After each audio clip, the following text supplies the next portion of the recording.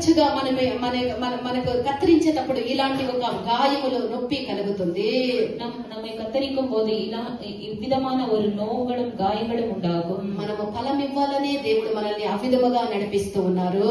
கனி கொடுக்க வேண்டும் என்று கர்த்தர் அவ்விதமாக మనల్ని కత్తిరించినటువంటి కార్యములు ఏమనగా, நம்மிலே கத்தரிக்கிறதான ஒரு காரியங்கள் என்னவென்றால், మనము ఫలం ఇచ్చేదానికి ఇవ్వకుండా ఉండేదానికి ఆటంకపరిచినటువంటి ఒక కార్యాలు, ఒక స్వభావాలు, ఒక గుణాలు, వీటిని శుద్ధీకరించబడినటువంటి అనేక స్వభావాల్ని దేవుడు కత్తిరించి మనలో నుండి తొలగిస్తూ ఉంటారు. நாம் கனி கொடுக்காதபடிக்கு நம்மில தடை பண்ணி கொண்டிருக்கிற இந்த சுபாவங்களை கர்த்தர் కత్తిరించి పోడుகிறார். శుద్ధీకరించబడినటువంటి ఆ యొక్క స్వభావాల్ని, గుణాలని మనలో నుండి దేవుడు తొలగించెదరు. శుద్ధీకరించబడాத அந்த சுபாவங்களை தேவன் நம்மிலிருந்து அகற்றி விடுவார். మన జీవితంలో తప్పుడైనటువంటి అభ్యాసములు, అలవాట్లు ఇవన్నీ దేవుడు మన నుండి కత్తిరించి తీసేటటువంటి దేవుడు. நம்முடைய வாழ்க்கையில நாம் கெட்ட பழக்க வழக்கங்களை எல்லாம் கத்தரித்து போடுக. అవి కత్తిరించేటప్పుడు మనకు వద్దనేటప్పుడు మనకి నొప్పి కలుగుతుంది. வேண்டாம் என்று அதை కత్తరిக்கும் పోது நமக்கு நோவு உண்டாகும். అయితే అట్లా కత్తిరించేటప్పుడే మనం ఫలములు ఇచ్చేటటువంటి, మంచి ఫలములు ఇచ్చేటటువంటి, దేవుడు ఎదురు చూసేటటువంటి ఫలములు ఇచ్చే వాళ్ళముగా మారుతాము. அவர் கத்தரிக்கும் போது நாம் நல்ல கனிகளை கொடுக்கிறவர்களாக இருப்போம். ఫలముల గురించి గలాతీయులు 5వ అధ్యాయం 22వ వాక్యములో మనం చూడగలము. ஆவியின் கனிகளை குறித்து கலாத்தியர் 5వ అధ్యాయం 22వ వచనத்தில் ఆత్మ ఫలము లేదా ఆత్మ ద్వారా మనలో రూపొందించబడినటువంటి క్రీస్తు స్వభావములై ఉన్నది. ஆவியின் கனிகள் ஆவியின் கிறிஸ்துவின் சுபாவத்தை நம்மிலே உருவாக்குகிறதா இருக்கிறது. మనం ఒక సంఘములో ఒక సభ్యుడిగా లేదా ఒక శరీరములో అవయవములుగా ఉండుట యొక్క ప్రధాన ఉద్దేశం ఇది. நம் சபையிலே நாம் ஒவ்வொரு அவயவங்களாக இருக்கிறதான ஒரு பிரதான உத்தேசமா இருக்கிறது. మనము దేవుని యొక్క స్వభావముని ఎరిగి క్రీస్తు వలె మనం మారాలి. நாம் దేవుని స్వభావాల్ని ఎరిగి మనం క్రీస్తు స్వభావాల్లో మనము క్రీస్తు స్వభావాలు ధరించుకొని ఆయన వలె మనం మారాలి. கர்த்தருடைய சுபாவங்களை அறிந்து கிறிஸ்துவை தரித்துக் கொண்டு அவருடைய சுபாவங்களிலே நாம் అనేకులు మన స్వభావాల ద్వారా ఆకర్షించి దేవుని వైపుకు నడిపించే వాళ్ళముగా ఉండాలి. అనేకులు நம்முடைய சுபாவங்களை நிமித்தம் అనేకుల్ని ఆకర్షించే వాళ్ళగా ఉండి அநேக ஜனங்களை இழக்கத்தக்க, கர்த்தரிடத்துக்கு இழுத்துன்னு வரத்தக்கதான ஒரு சுபாவங்கள் நமக்குள்ள இருக்க வேண்டும்.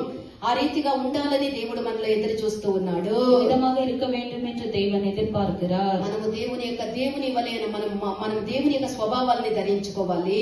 దేవునుடைய சுபாவங்களை தரித்துக் கொள்ள வேண்டும். మనము మనుష్య అనగా మనకు గతముని మనము మర్చిపోవట, గత జీవితంలో వచ్చిన శోధనలో మనం పడిపోయినటువంటి స్వభావాలు ఇవన్నీ మనము మర్చిపోయి జీవించుటయే மனுஷே என்றால் நாம் கடந்த வாழ்க்கையிலே விழுந்து போனதான அனுபவங்களை எல்லாம் மறந்து போகிறதே மனசு. ఎఫ్రాయిము అనగా మన బాధల సమయంలో ఫలించాలి అనేది అర్థమిస్తూ ఉన్నది. ఎఫ్రాయిం என்றால் நம்முடைய வேதனை நேரங்களில் நாம் கனி கொடுக்க வேண்டும் என்று అర్థం కొడుகிறது. మన శోధనల సమయంలో మనం ఫలించే వాళ్ళముగా ఉండాలని అర్థము. நம்முடைய சோதனைகளிலே, நம்முடைய வேதனைகளிலே நாம் கனி கொடுக்கிறவர்களாக இருக்க வேண்டும். శోధన ఎంతకెంతకు బాధలు, ఎంతకెంతకు ఉపద్రవాలు వస్తుందో అంతకంతకు మనం అధికముగా ఫలమునిచ్చే వాళ్ళముగా ఉండాలి.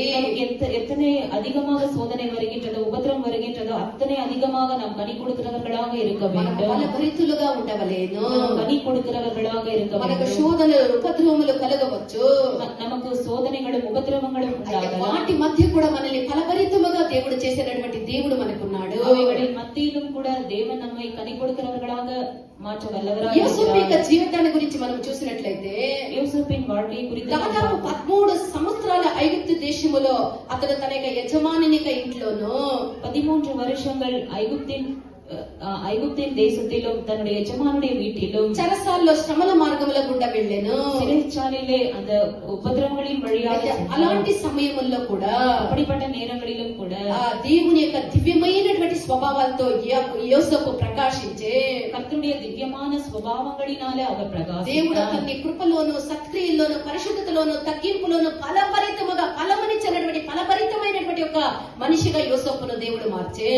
கிருபையிலும் தாழ்மையிலும் வளர்ச்சியிலும் யோசேப்பு கனி கொடுக்கிற விதமாக தேவன் மாற்றினார். అంతేకాదు, అతడు తనకు కలల స్వభావములు, కలల యొక్క భావములని, కలలు చెప్పినటువంటి ఆ యొక్క నైపుణ్యమును కూడా అతనికి దేవుడు అనుగ్రహించి ఉండే. మాత్రమే అల్లాமல் சொப்பனங்களின் అర్థத்தையும் சொல்லுகிறதான ஒரு பயிற்சியும் கொடுத்தார். అంతేకాదు, రాజకీయ విషయముల్లో కూడా యోసేపుకు దేవుడు జ్ఞానముని అనుగ్రహించి ఉండే. அரசியல் விஷயங்களிலும் கூட தேவன் யோசேப்புக்கு ஞானத்தை தந்தார். ఐశ్వర్యము, ఘనత, ప్రభావములు వాటితో పాటు దేవుడు అనుగ్రహించి ఉండే. ஐஸ்வர்யமும் கனமும் அவைகளை கூட அவர் கொடுத்திருந்தார். ఈ యొక్క ఫలములే అతడు అనుభవించినటువంటి బాధలకు తగినటువంటి యొక్క ఫలములే యొక్క మనష్షే ఎఫ్రాయిములై ఉన్నారు. இந்த கனிகள் தான் அவர் பட்டதான அந்த வேதனைகளின் நிமித்தம் பெற்றுக்கொண்டதான அந்த మనస్సే ఎఫ్రాయిమాయి இருக்கிறார்கள். శోధనలో దేవుడు తన యొక్క బాధలన్నీ మరచుటకు తాను సంతోషంగా ఉండుటకు యోసేపునకు ఇద్దరు ఫలములని మనష్షే ఎఫ్రాయిం అనేటువంటి ఇద్దరు ఫలములని దేవుడు అనుగ్రహించే. தன்னுடைய வேதனைகளையும் எல்லாவற்றின் சோதனைகளையும் மறக்கிறதற்காக தேவன் எப்ராயிம் మనష్షే என்கிறதான குமாரர்களை கொடுத்தார். సిలువలో వేసిన వారిని ప్రతి పాపిని సిలువలో వేసినటువంటి వారిని ప్రతి పాపిని ప్రతి ఒక్కరిని యేసు ప్రభు ఒక్కొక్కరిని కూడా ఆయన క్షమించి ఉన్నాడు. సిలువైల్ అరైదదాన ఒవ్వొరు పావిగளையும் యేసుమానவர் మన్నించిరుக்கிறார். మనం చేసినటువంటి దేవునికి విరోధముగా చేసినటువంటి ప్రతి ఒక్క పాపముని దేవుడు క్షమించేది మాత్రమే కాకుండా మనము చేసినటువంటి పాపాలని ఆయన మరచిపోయి ఉన్నాడు.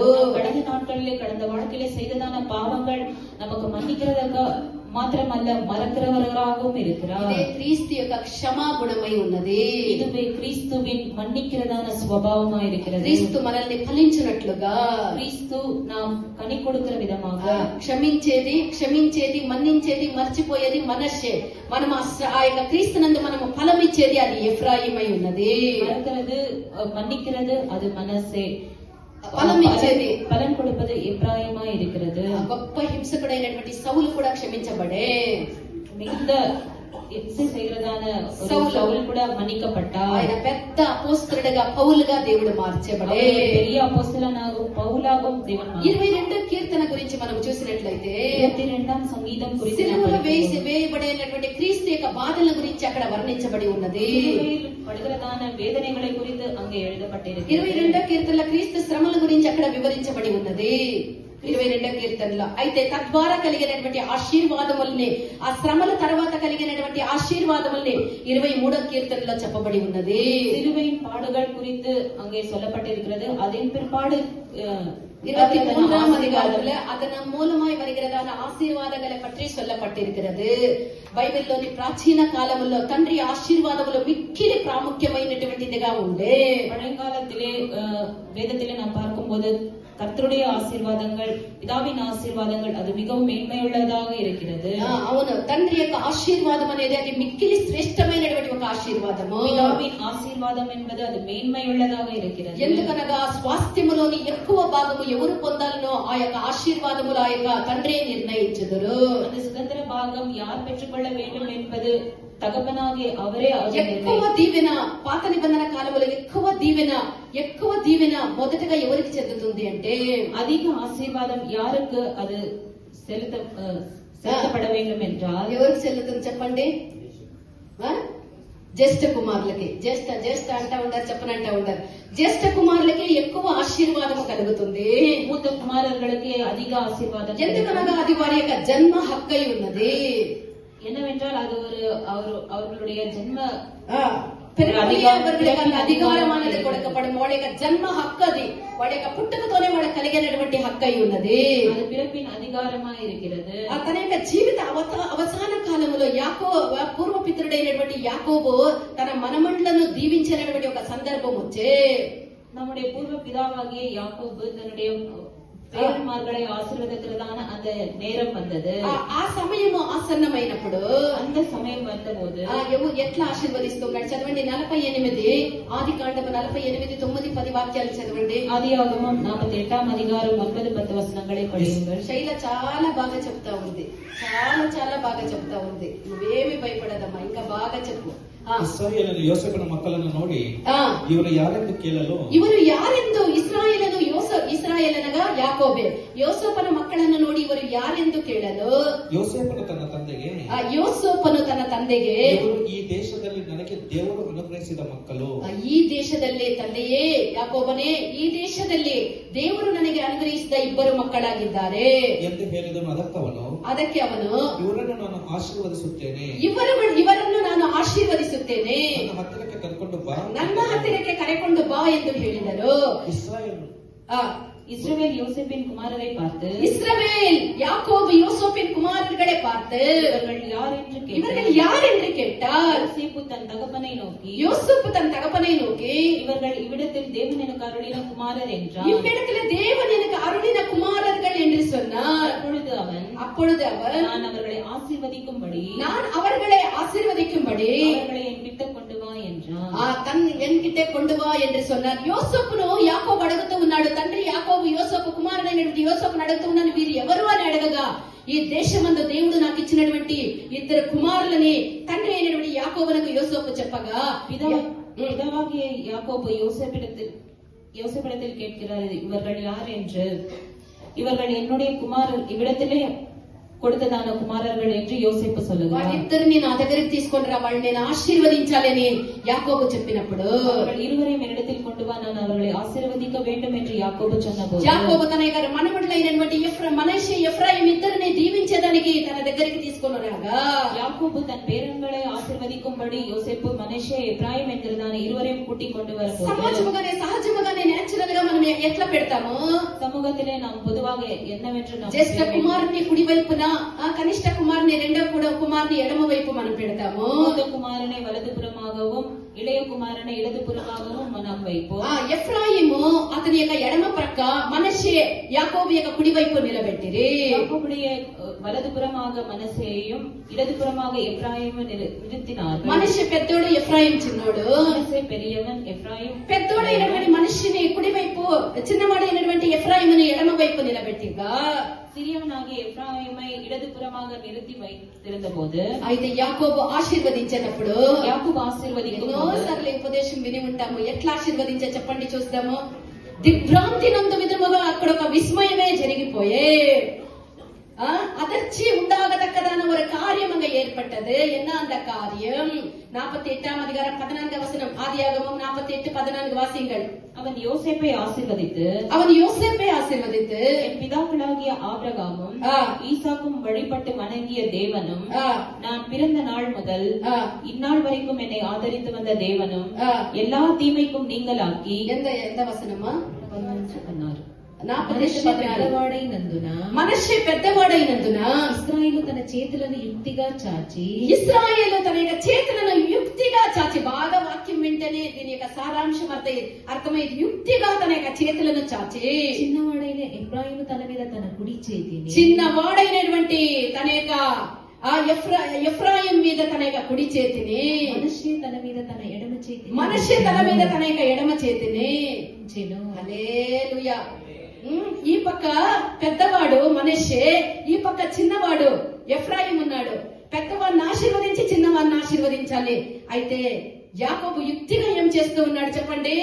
తన ఎడమ కుడి చేతిని ఆపోజిట్ లో ఇట్లా ఆశీర్వదించే, ఇక్కడ ఉండేటువంటి ఎఫ్రాయిం మీద కుడి చెయ్యి, ఇక్కడ ఉండేటువంటి మనష్షే మీద ఎడమ చెయ్యి పెట్టి ఆశీర్వదించే. యాకోబు తన యొక్క కుడి చేతిని ఎఫ్రాయిం మీద పెట్టే, యాకోబు తనடைய వలது கையை எப்ராயிம் மேல் வைத்தான். కుడి చెయ్యిని ఎఫ్రాయిం మీద పెట్టి ఎడమ చెయ్యిని మనష్షే మీద పెట్టే. వలது கையை எப்ராயிம் தலையின் மேல் வைத்து இடது கையை మనష్షే தலையின் மேல் வைத்தான். 31 ఇర్మియా 31వ అధ్యాయం 9వ వాక్యం చదవండి. Jeremiah 31st chapter 9th verse. ఇశ్రాయేలునకు నేను తండ్రిని కానా, ఎఫ్రాయిము నా జ్యేష్ఠ కుమారుడు కాడా. ఎఫ్రాయిమును గురించి మనం ఇక్కడ చదివినప్పుడు ఎఫ్రాయిము నా జ్యేష్ఠ కుమారుడు కాడా. చదవండి అన్ని భాషల్లోనూ. இஸ்ரவேலுக்கு நான் பிதாவாய் இருக்கிறேன், எப்ராயிம் என் ஜேஷ்ட புத்திரனாய் இருக்கிறான், హల్లెలూయా.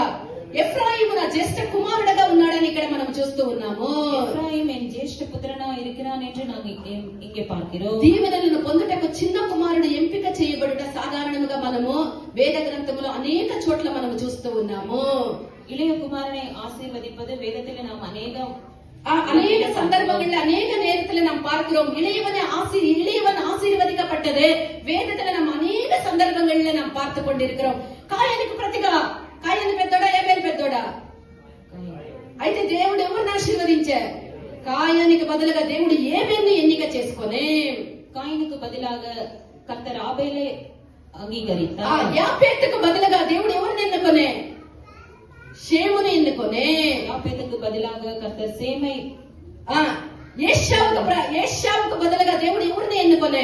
ஏசாவுக்கு பதிலாக கர்த்தர் யாரை தெரிந்து పెద్దోడు ఏశావు, చిన్నోడు యాకోబు. దేవుడు యాకోబుని ఎన్నుకొనే. சிறியவன் யாக்கோபு, யாக்கோபை கர்த்தர் தெரிந்து రూబేనుకు బదులుగా దేవుడు పెద్దోడు రూబేను, ఇశ్రాయేలు యొక్క పిల్లల్లో రూబేను పెద్దోడు, పెద్దోనికి బదులుగా ఎవరిని ఎన్నుకొనే? ఆ యూదాని, ఆ యొక్క యోసేపుని, చిన్నవాళ్ళైనటువంటి యూదాని యోసేపుని ఎంచుకోబడిరి. மூத்தவனாகிய ரூபனுக்கு பதிலாக சிறியவர்களாகிய யோசேப்பை கர்த்தர், யூதா யோசேப்பை கர்த்தர் தெரிந்து கொண்டார். అహరోనుకు బదులుగా దేవుడు ఎవరిని ఎన్నుకొనే? మోషేని ఎన్నుకొనే. ఆరోనుకు బదులుగా పెద్దవాడైనటువంటి అహరోనుకు బదులుగా చిన్నవాడైనటువంటి మోషేను దేవుడు ఎన్నుకొనే. பெரியவனாகிய ஆரோனுக்கு பதிலாக சிறியவனாகிய மோசே தேவன் தெரிந்து తన கொண்டார். సహోదరులందరికంటే చిన్నవాడైనటువంటి దావీదును దేవుడు ఎన్నుకొనే. సహోదరుகள் అனைవரை பார்க்கிலும் కర్తర్ సిరియవనాగియ దావీదే தெரிந்து సహోదరులందరిలో తక్కువ వాడైనటువంటి చిన్నవాడైనటువంటి సాలమోన్ని దేవుడు ఎన్నుకొనే. సహోదరుల సిరియవనాగియ సాలమోనే కర్తర్ తెలిసి కొண்டாర్. హల్లెలూయా. యోసేపు ఇక్కడ అడ్డపరుస్తూ ఉన్నాడు. వీడు కాదు నాయనా తండ్రి, వీడు కాదు, వీడు చిన్నోడు, వీడు పెద్దోడు, నీ చెయ్యి ఇట్లా మార్చి పెడుతూ ఉన్నావు, నీ కండ్ల కనబట్ల, నీకు వయసు అయిపోయింది, ఇట్లా కాదు అని ఆ యోసేపు అడ్డగిస్తూ ఉన్నాడు. యోసేపు తడై పన్నుகிறாరు, ఇవన్ இல்ல ఇవన్ என்று తడై పన్నుகிறாరు. అయితే యాకోబు ఎంత మాత్రము ఒప్పలేదు. ஆனால் యాకోబు ఎవ్వడవేను அவர் ఒప్పవిல்லை. తన యొక్క చెయ్యిని బలవంతముగా ఎడమ పక్కుండేటువంటి ఎఫ్రాయిం మీద యాకోబు పెట్టి తన్నుடைய கையை பலவந்தமாக எப்ராயிம் தலையின் மேல் யாக்கோபு வைத்து ఆ ఎఫ్రాయిమును దేవుడు ఎఫ్రాయిమును యాకోబు ఆశీర్వదించే. ఎఫ్రాయిమై యాకోబు ఏ విధముగా ఆశీర్వదించండి ఆది కాండము 48వ అధ్యాయం 8వ వాక్యం నుండి 20వ వాక్యం వరకు చదివితే మనకు తెలుస్తుంది. ఎప్పటియాగ ఆశీర్వదించారు என்று ఆదియాగం 48వ అధికారం కొన్ని సంవత్సరాల క్రితము మనము చూడగా, కొన్ని ఆడుகளுக்கு முன்பாக நாம் பார்க்கும் యాకోబు యొక్క సొంత తండ్రి ఎవరు? యాకోబుடைய సొంత తగపన్ యార్? ఈసాకు. ఈ రోజు అన్ని కన్ఫ్యూజన్లు ఉల్టాలుగా ఉంది, మీరు ఏం చెప్పాలన్నా మీకు తెలియదు. యాకోబు యొక్క సొంత తండ్రి ఈసాకు. యాకోబుடைய సొంత కుమారన్ యార్? ఈసాకు. ఆ యొక్క తండ్రి తెలియకుండానే అతని ఎరుకయే, అతని యొక్క స్వయనిలమే ఇల్లామయే, అతని యొక్క ప్రమేయమే లేకుండా చిన్నవాడైనటువంటి యాకోబును దీవించే. అతని ప్రమేయమే లేదు, కావాలని చేసింది కాదు, అతనికి తెలియకుండా, అతని యొక్క ప్రమేయమే లేకుండా, అతని జ్ఞానములకే రాకుండా జ్యేష్ఠ కుమారుని యొక్క ఆశీర్వాదముల్ని ఈ యొక్క యాకోబు పొందుకొని ఉండే. தன்னுடைய மனநிலைமை சரியில்லாமல் ஜேஷ்ட புத்திரனாகிய அந்த ஆசீர்வாதத்தை யாக்கோபு பெற்றுக்கொண்டார். అయితే ఇది అమాయకముగా జరిగినటువంటి ఒక కార్యము, ఇది அறியாமையினாலே நடந்ததான ஒரு అయితే ఇప్పుడు காரியம். యాకోబు తన యొక్క కుమారుడైనటువంటి ఆ యొక్క యోసేపు యొక్క కుమారుని, తన యొక్క మనవళ్ళని ఆశీర్వదిస్తూ ఉన్నాడే, ఇది తెలియకుండా జరిగినటువంటి కార్యము కాదు. இது யாக்கோபு யோசேப்புடைய குமாரர்களை தன்னுடைய பேரன்மார்களை ஆசீர்வதிக்கிறாரே, இது அறியாமையின் காரியம் அல்ல. భవిష్యత్తు వహించి దేవుని చేత నడిపించబడిన వాడై, భవిష్యత్తును గురించి దేవుని చేత నడిపించబడిన వాడై, అతడు మంచి జ్ఞానముతోనే, స్వంత బుద్ధితోనే, ఆ స్వంత నడిపింపుతోనే అతడు చిన్న కుమారుడైనటువంటి ఎఫ్రాయిమును దీవించే. காலத்தை பற்றி தேவன் கொடுத்ததான அந்த அறிவினாலே, ஞானத்தினாலே எல்லாமே அறிந்தவராக சிறிய குமாரனாகிய எப்ராயிமை ஆசீர்வதிக்கிறார். అతనికి ఒకవేళ శారీరకమైనటువంటి యాకోబుకు శారీరకమైనటువంటి నేత్రాలు మందగిల్లి ఉండవచ్చు. ஒரு யாக்கோபுக்கு வயதாய் இருக்கிறபடியால அவனுடைய கண்களுக்கு பார்வை குறைவா இருந்திருக்கலாம். అతని యొక్క కళ్ళకి చూపు తక్కువై ఉండవచ్చు, కన్నులకు పార్వై కురైందిరకలాం. అయితే ఆత్మీయమైనటువంటి నేత్రములకు ఎంత మాత్రము కూడా ఆ యొక్క చూపు తక్కువ కాలేదు. ఆవికురియ కన్నులకు ఎవ్వడవేనం అంత పార్వై, దేవుని యొక్క పరిపూర్ణమైనటువంటి చిత్తమును నెరవేర్చుటకు అతడుடைய పరిపూర్ణమైన చిత్తத்தை అతడు ప్రవచనాత్మ చేత అతడు నడిపించబడినప్పుడు, அவர் ஒரு தீர்க்கதரிசியின் ஆவியினாலே நடத்தப்பட்டபோது, జ్యేష్ఠ కుమారుని యొక్క ఆశీర్వాదముల్ని ఎఫ్రాయిమునకు మనష్షేకు బదులుగా ఎఫ్రాయిముకి ఇచ్చే. జ్యేష్ఠ పుత్రుడి ఆశీర్వాదங்களை మనస్సేకు బదులుగా ఎఫ్రాయిముకు ఇక్కడ అదలు బదులు చేస్తూ ఉన్నాడు, మార్చి వేస్తూ ఉన్నాడు. జ్యేష్ఠ కుమారుని యొక్క ఆశీర్వాదములు చిన్న కుమారునికి ఇచ్చే. இந்த தாறுமாறான ஆசீர்வாதங்களை జ్యేష్ఠ పుత్రునాగి కొడుక వేండిదన్న ఆశీర్వాదங்களை సిరియ కుమారునాగియ ఎడారిలో ఇశ్రాయేలీయుల యొక్క గోత్రముల యొక్క సంఖ్యను లెక్కించబడినప్పుడు, వనాంతరத்திலே ఇశ్రాయేల్ పితాకుల గోత్రங்களின் ఎన్నికై ఎన్నపట్ట పోదు, ఎఫ్రాయిము కంటే మనష్షే కంటే ఎఫ్రాయిము యొక్క సంఖ్య ఎక్కువగా ఉండేది వేదములో మనం చూడగలము. మనష్షే పార్కిలో ఎఫ్రాయిముடைய ఎన్నికై అధికమా ఉన్నది. వీరికి పాళెపు యొక్క ధ్వజము కూడా ఇవ్వబడి ఉండే. ధ్వజము, వీళ్ళకి ఒక ధ్వజములు, ఆ యొక్క పాళెములు ఒక ధ్వజము కూడా ఇవ్వబడి ఉండే. ధ్వజము, వీళ్ళకి ఒక ధ్వజములు, ఆ యొక్క పాళెములు ఒక ధ్వజము కూడా ఇవ్వబడి ఉండే. இவர்களுக்கு அந்த பாளையத்துல ஒரு கொடியும் கொடுக்கப்பட்டிருந்தது. మరియు వీళ్ళ యొక్క పేర్లు చదివేటప్పుడు ఎఫ్రాయిం యొక్క పేరు ముందుగా వస్తుంది. చదవండి కీర్తనలో 80వ కీర్తన 2వ వాక్యాన్ని చదవండి. 80వ సంగీతం ఈ రెండవ వచనం. Psalm 80 verse 2. ఎఫ్రాయిం బెన్యామీన్ మనస్సు కులగల ముందే చూస్తారా, ఇప్పుడు ఎవరి పేరు ముందు వచ్చింది? ఎఫ్రాయిం, మనష్షే. ఎఫ్రాయిం తర్వాత వస్తుంది, ఇతని యొక్క పేరు కూడా ముందుగా ఇవ్వబడే. எப்ராயிம் பென்யாமின் மனசே என்பவர்களுக்கு முன்பாக நீர் உமது வல்லமையை எழுப்பி. పేర్లు చెప్పినప్పుడు కూడా చిన్నవాడైనటువంటి ఎఫ్రాయిం యొక్క పేరు ముందుగా వస్తూ ఉన్నది.